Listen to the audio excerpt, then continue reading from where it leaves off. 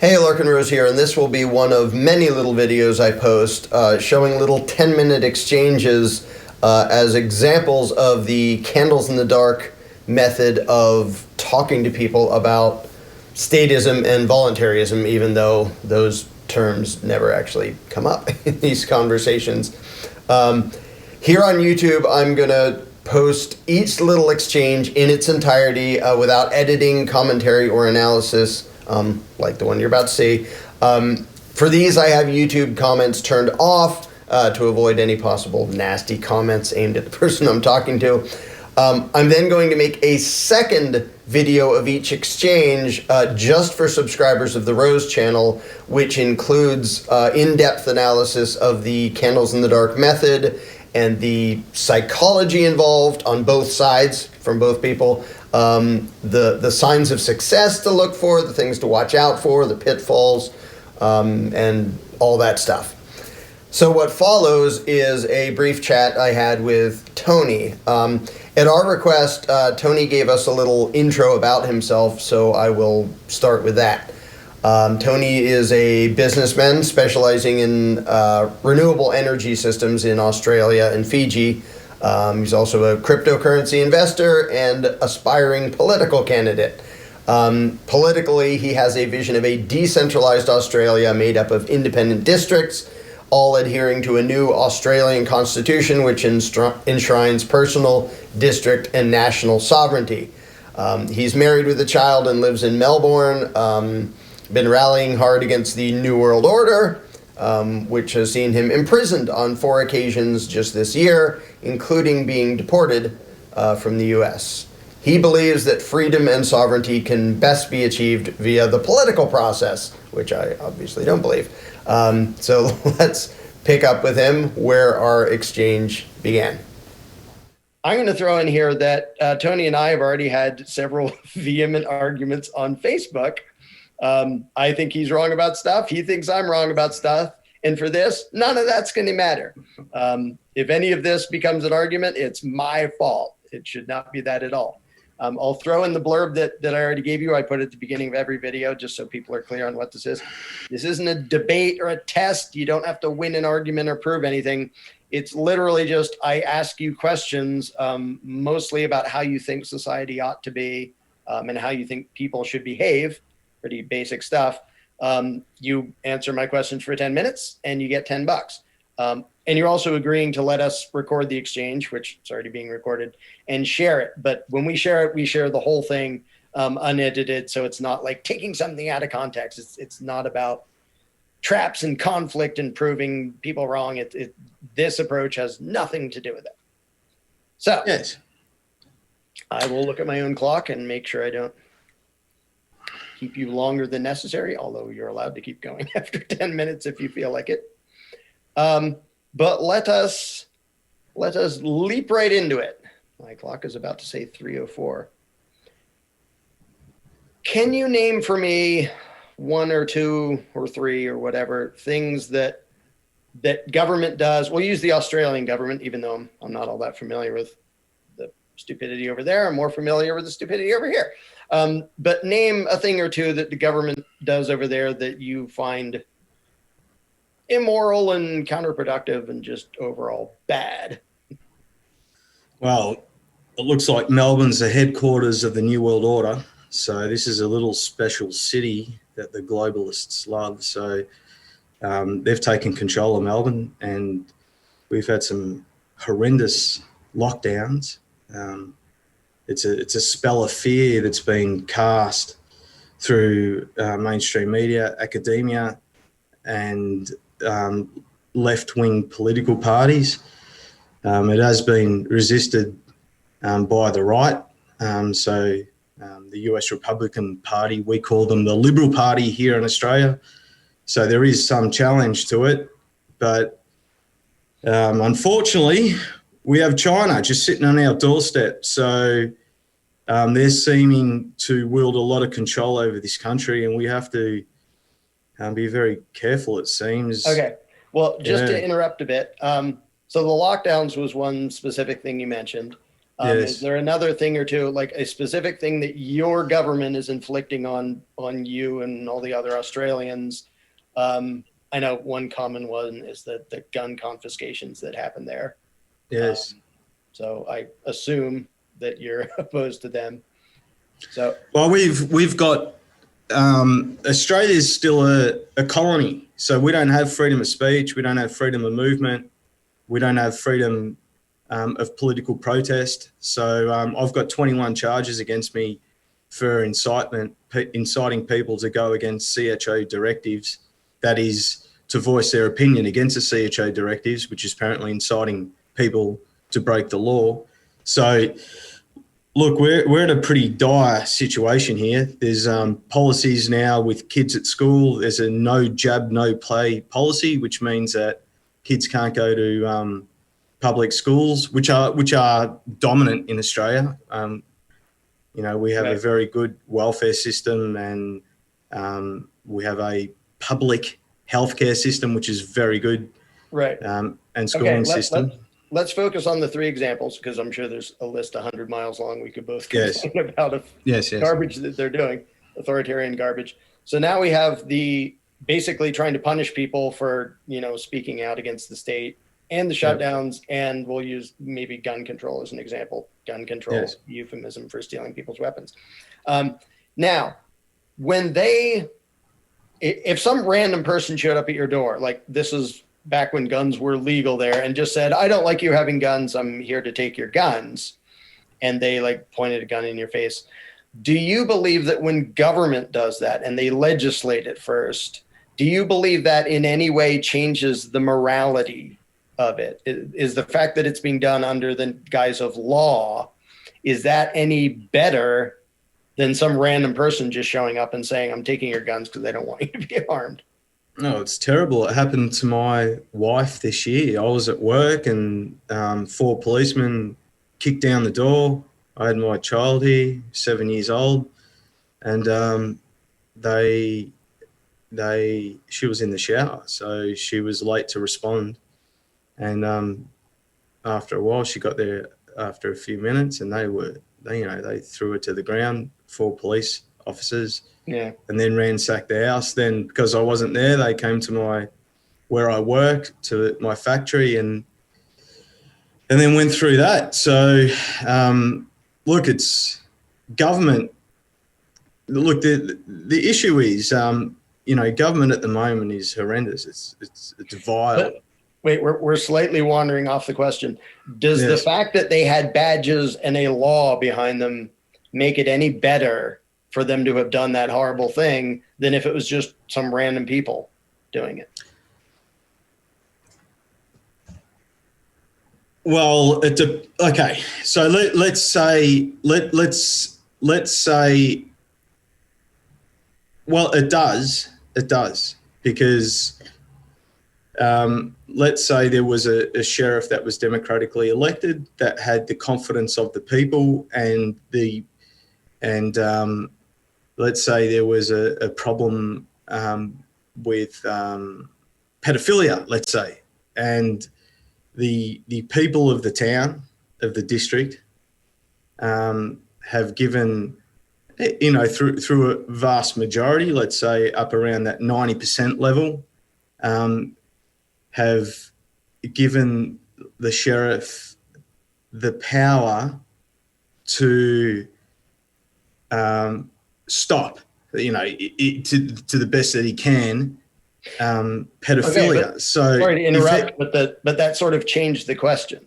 Like, right. The question was about stealing your guns, barging into your house and terrorizing. Okay. All right. Yeah. Right. Now, look, no. So there has to be some law and order. This is the thing.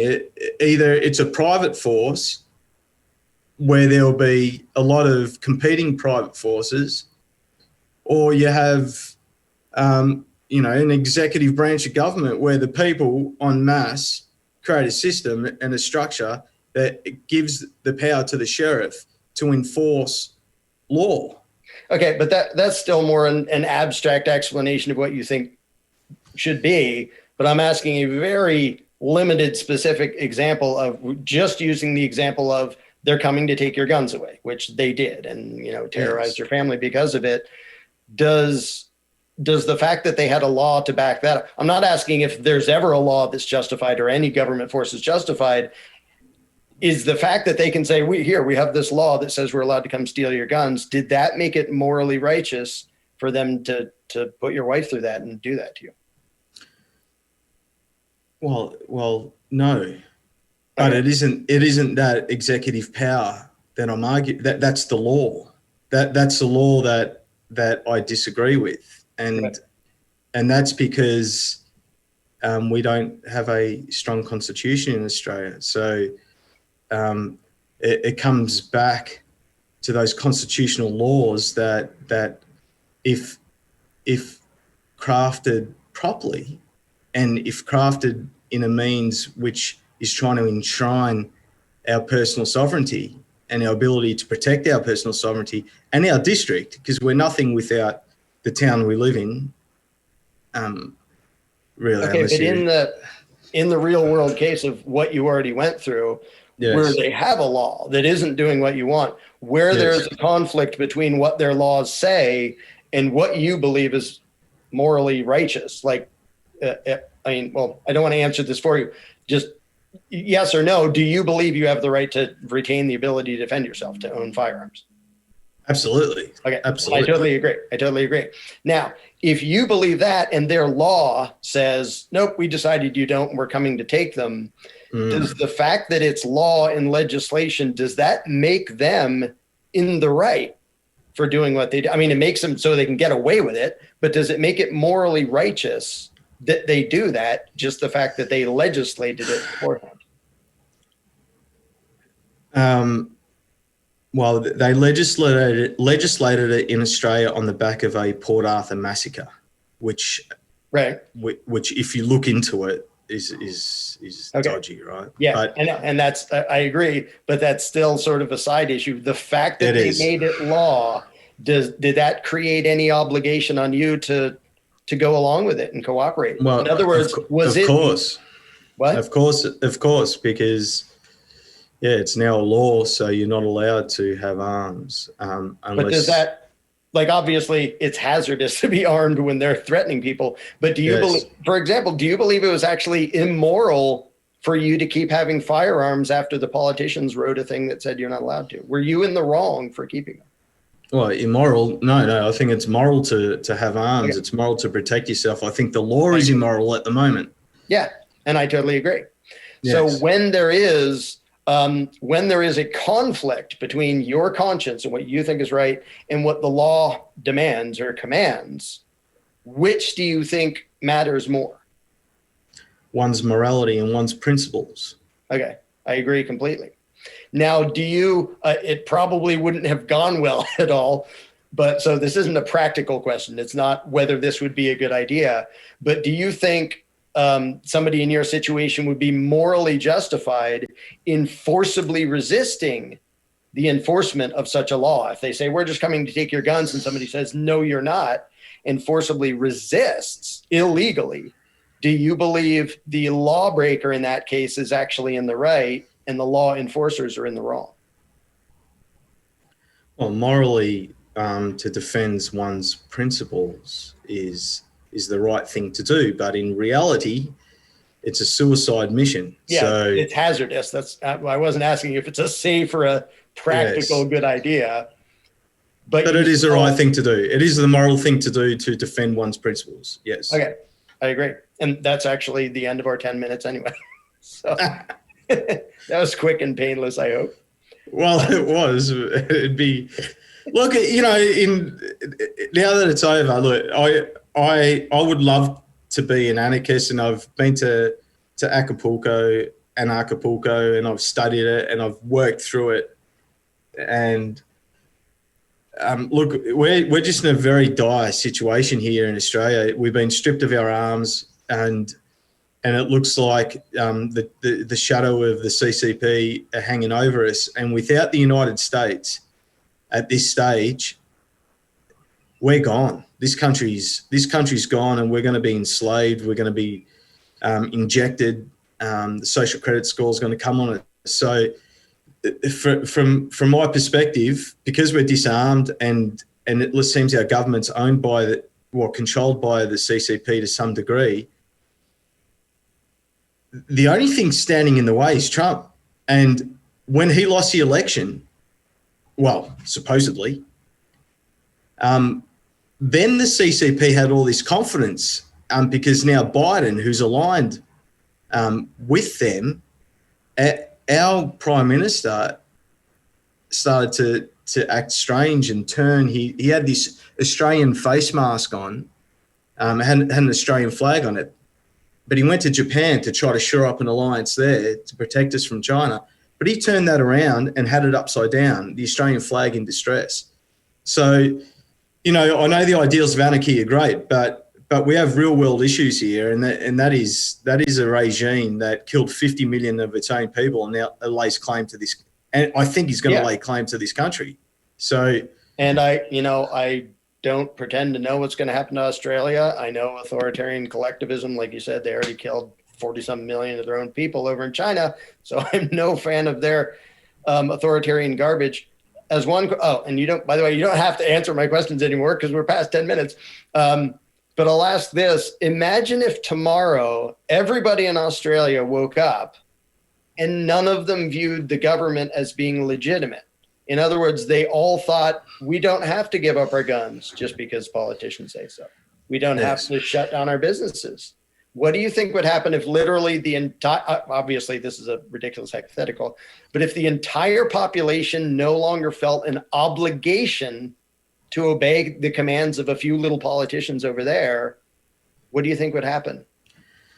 Well, this is what we're trying to get going, is a decentralized country. So we have about 600 town halls in this nation, and prior to our federation, which is when we were handed a constitution by our masters, but prior to then, we were a bunch of independent colonies that looked after each other. So this is the thing. This is where I think you need government. You need, even though you got to make it as small as possible and allow nearly every man to be able to touch power. So that means if you've got a gripe with the government, then you can knock on your mayor's door and say, listen, I've got an issue here. And even more than that, if there is taxation, and look, voluntary taxation, I'm trying to understand how it works, but if we have to have some taxation, let's say it's just a property tax which pays for the infrastructure, just a small basic tax, and it goes to your local district treasury.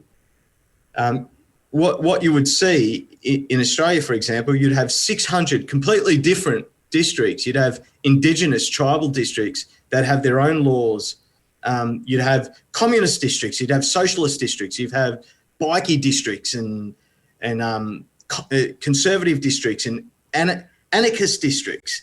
And you have this diversity of structures all under a constitution which enshrines personal and district sovereignty. And if worse comes to worse, if we're attacked by China, for example, this is Australia, then everyone can come together and we can fight that, or we can contribute to a national, let's say, army or defense fund or intercontinental ballistic missile program, which can act as a preventative. But this is my argument with you.